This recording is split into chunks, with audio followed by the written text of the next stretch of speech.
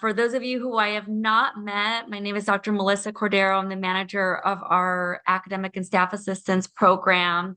I'm a psychologist here at the ASAP program here in HR. And we have today Dr. Kate Hawley presenting part 2 on our wellness series, Decoding Emotions During Challenging Times, Effectively Communicating Your Needs to Others. We also have Valeria Moreno here, who is a clinician that will also be helping out during our breakout room. So it will be Valeria and I helping out with that, and Dr. Kate Hawley providing this presentation. So I'll turn it over to her. Thank you all for being here. Thanks so much, Melissa. Welcome, everyone. Glad you're all joining us for part 2 of this series. And as you know, this series is focused on providing a framework for really relating to difficult emotions during these times. And today we'll be discussing how to effectively communicate our needs that our emotions help us identify to others. So in part 1 of the series, we recognized the importance of honoring our human needs. We learned how to tune into the body and relate to our emotions as, again, important signals that indicate unmet needs. And then we reviewed skills in identifying and naming our needs. And in part 2 today, we're going to move beyond identifying needs for ourselves to discuss how to communicate them with others. And this is particularly important during difficult times because the framework will provide a bridge for connection during a time where it may be somewhat easier, but far more isolating to kind of shut down and disconnect. So we want to move toward others during these times. And we'll have several more experiential components today. So be sure to grab a pen. Please feel free to engage wherever you feel comfortable. Your participation is very welcomed, and we'll be recording, but we will not record any of the parts that include participation. And then we'll also have time at the end for any questions. So please jot down any questions that might come up for you as we go through our presentation. So last session, we briefly reviewed 2 avenues for meeting our needs. The first is in committing to meeting our own needs and taking ownership of them, tuning into ourselves, and then asking ourselves, what is within my power in getting the need met? And this is actually essential to then moving to the second avenue of how to invite others in and communicate with them in a way that we are most likely to be heard, and that leads to the greatest likelihood of us getting our needs met. So this will require getting really clear and specific about what we're asking for instead of hinting and kind of hoping that others are going to understand us. So before we get into any of our strategies today, we're going to just take a few moments to think. You can all identify something that maybe you'd like to communicate with another person. You won't be asked to share any of this. It could be a friend, housemate, partner, family member, coworker, just something that's kind of like been coming up for you that would be important for someone else to know. Maybe there's a modification to their behavior that could really help you out. And so think about this, and then once you've identified the need and the behavior that maybe you'd like someone to change, or maybe support that you'd like from them, then take a few moments to write down how you would express this to this person. And again, you won't be asked to share this. Just take some moments. Then maybe notice what's coming up for you too as you're writing. So I'll give maybe a minute or 2 for this.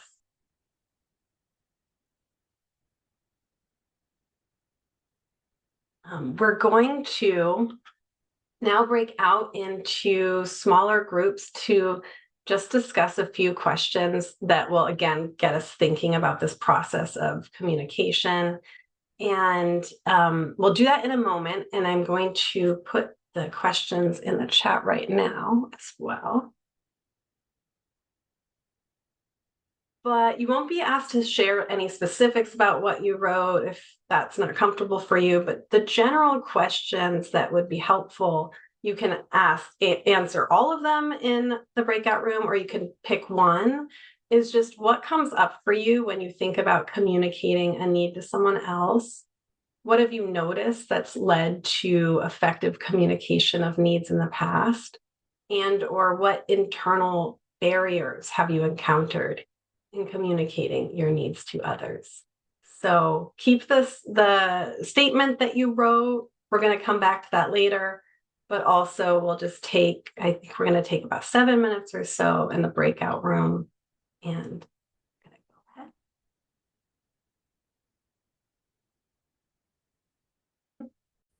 The barriers that we feel, there's a few common barriers that we face that get in the way of us communicating our needs so that we feel connected and understood. And the first is that it can be hard to truly identify what it is that we're feeling and what needs those emotions or feelings point to. So it takes practice to stay connected to ourselves, to reflect on what it is that we're needing, to give ourselves permission for needing that. And so it's okay to take some time to really identify what's going on for us before communicating with others once we have that clarity. And then the second is that oftentimes this is where the fear comes in, is, oh, am I going to say it wrong? And then it's going to lead to conflict, when a lot of people value harmony, or, value the relationships and want things to go well. And so something that can get in the way is when we're upset.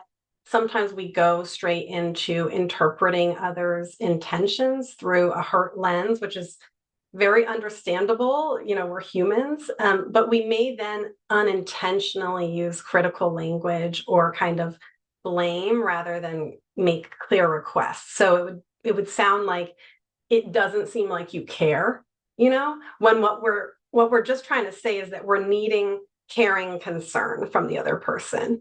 And it might feel that what we're asking for in a comment like that is really obvious. But as soon as we criticize, then that leads to defensiveness in the other. And then it's natural for that person, if they don't believe that's true, to go into trying to explain and clarify. But then that takes the conversation farther away from our feelings and our needs. And then we end up feeling more disconnected and misunderstood.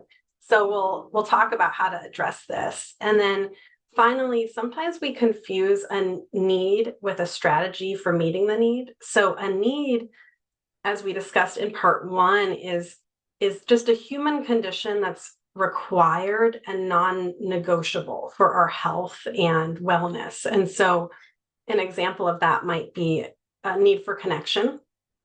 And a strategy is the way that we go about meeting our needs. And so this is where we can get more creative. There's lots of options for us. So if the need is connection, we might request more time with a loved one off of our screens, or maybe, if that's not available, we take ourselves to participate in a community event.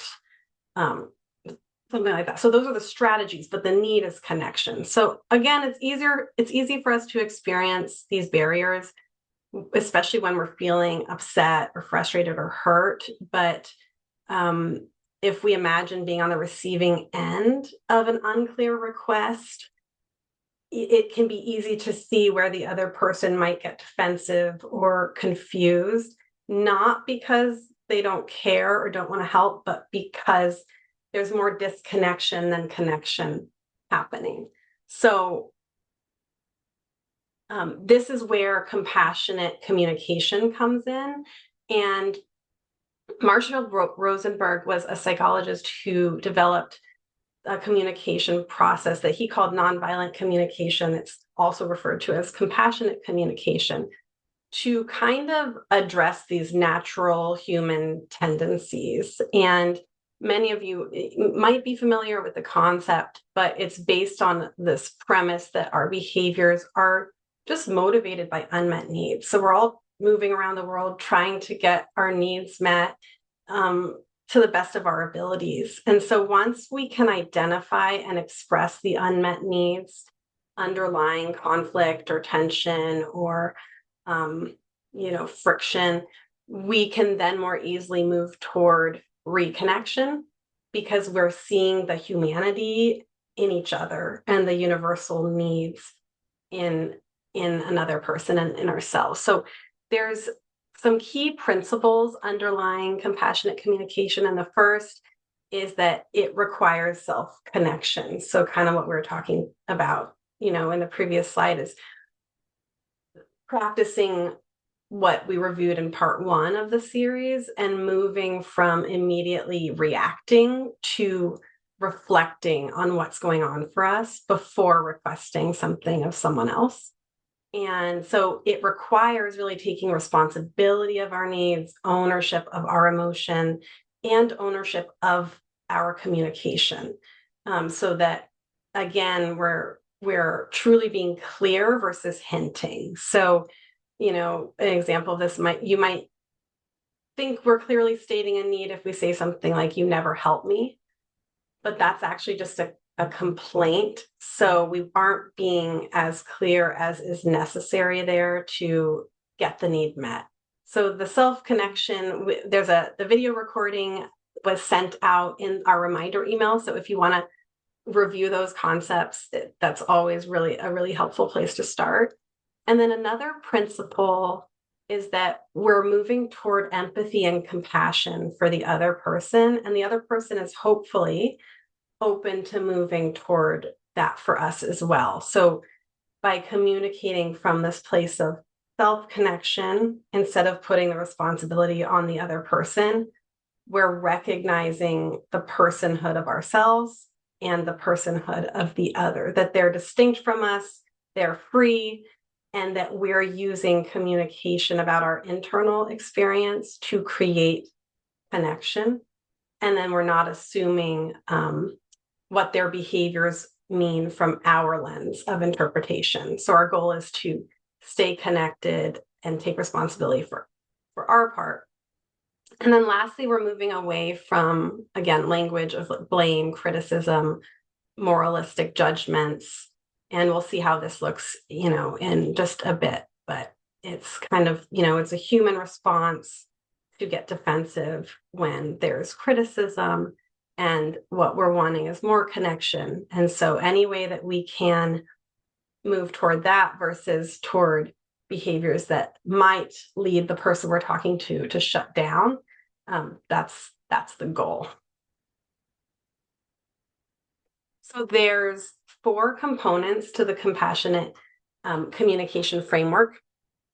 And the first is that we begin with an observation. And this actually came up in one of the breakout rooms too, which this means it's a stated fact of the situation that is absent of evaluation, which actually, when we practice it, it can be really hard to get to this place where we're really just stating what we've observed without our interpretation of it. So if we're addressing, concerns we have about a friend being late, we would say, when you arrive 20 minutes after our agreed upon time, rather than, when you got there late again, you're always late, that sort of thing. Or another example, I noticed you were looking at your phone while I was talking, rather than you never listened to me, or you weren't listening to me, because that the person might have been listening, but also looking at their phone. So that's an interpretation. That's what we're seeing in them rather than the observed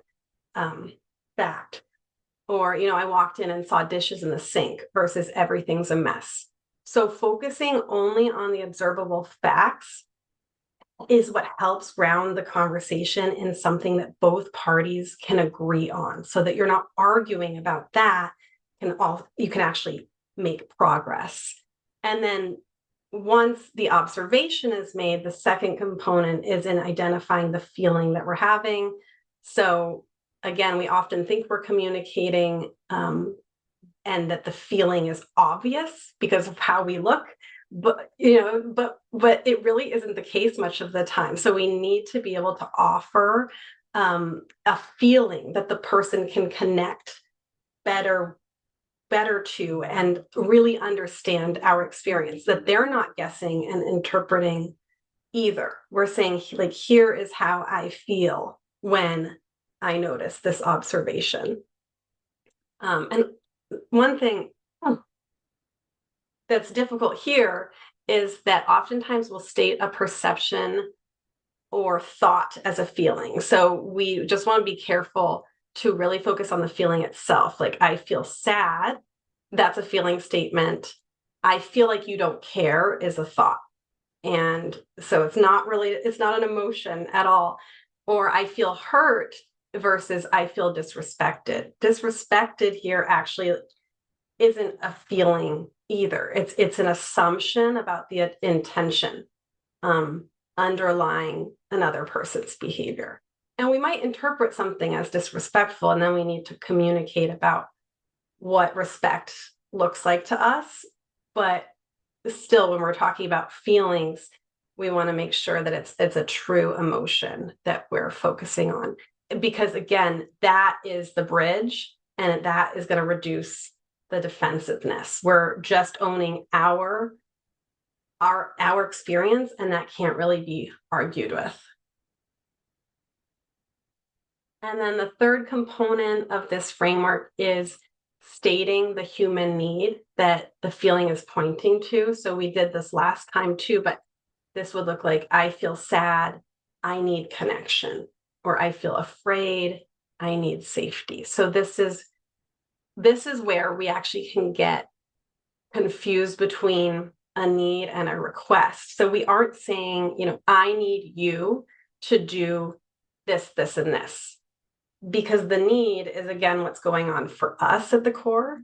So the need belongs to us. So saying, I need you to do this and this, it can be forceful, and it doesn't allow the other person to then be able to own their decision about what's possible for them to offer.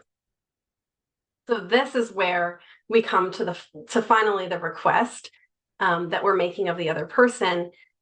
And the request is the strategy that we're asking for that may help satisfy the unmet needs. So what's important here is that requests are specific and they're framed in positive language, and they honor the other person's freedom to say no, because that's compassion. So that might look like, would you be willing to put the dishes in the dishwasher before I get home? Or, instead of, can you stop leaving the dishes everywhere? Or like, I need you to put the dishes away, which totally understandable. It happens to all of us, but it's not as effective. The other person isn't able to hear it in the same way and isn't able to feel like they are empowered to rise to that request. So again, with this framework, we're just clearly transmitting our needs to others without blaming or demanding.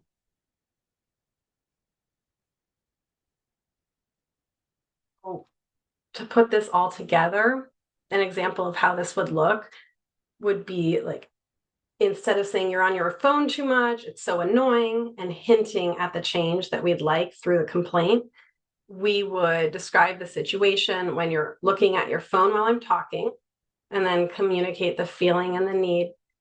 I feel lonely because I value and need connection. And then we make the specific, positive, and non-forceful request. Would you be willing to put your phone away while we're having this discussion? So here you're honoring your need, taking up space and asking for it in a way that's clear.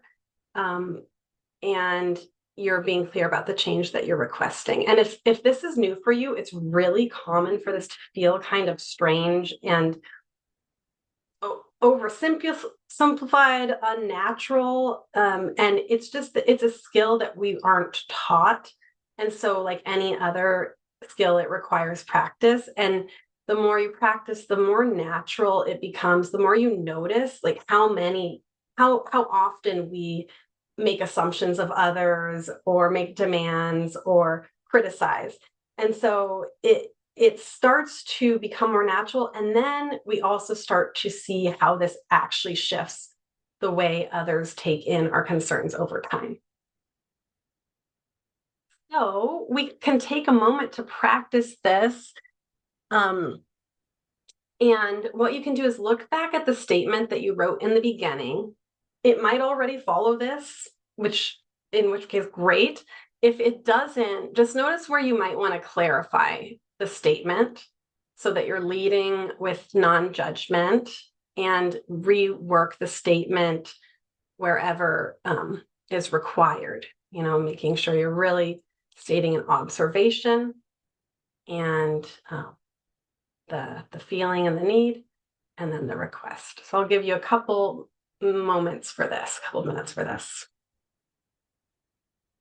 So next, we're going to go into another breakout room and just discuss kind of what this experience is like in general, and what did you notice when doing this? And when you look at the two different statements that you wrote, what feels different about them?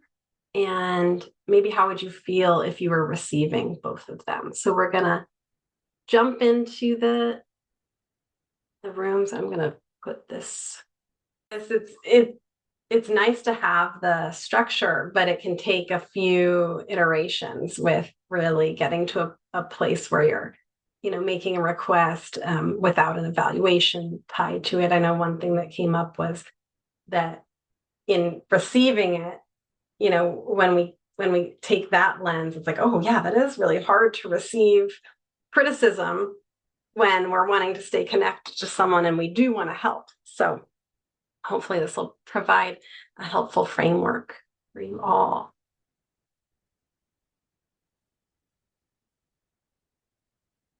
And then just to integrate everything, and thank you again for your willingness to participate and your thoughts today.